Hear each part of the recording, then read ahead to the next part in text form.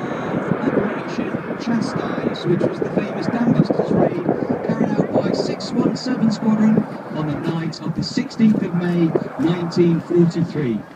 Those brave airmen flew their 19 Lancaster bombers deep into enemy territory to drop their bouncing bombs and complete their mission. With the smoke on now, the team are forming the shape of a Lancaster bomber. Coming in from our left-hand side, celebrating 70 years since the Dambusters, this is Lancaster.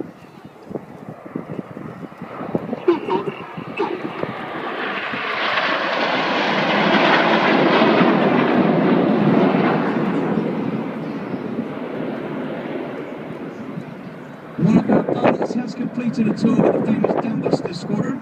Red 3 is on the leader's left wing now, and here's Flight Lieutenant Mark Lawson.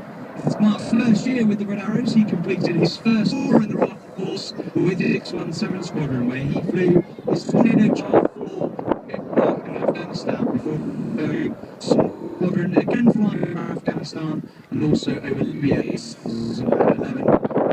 The smoke's on now as the team form another shape. This time it's our tightest shape.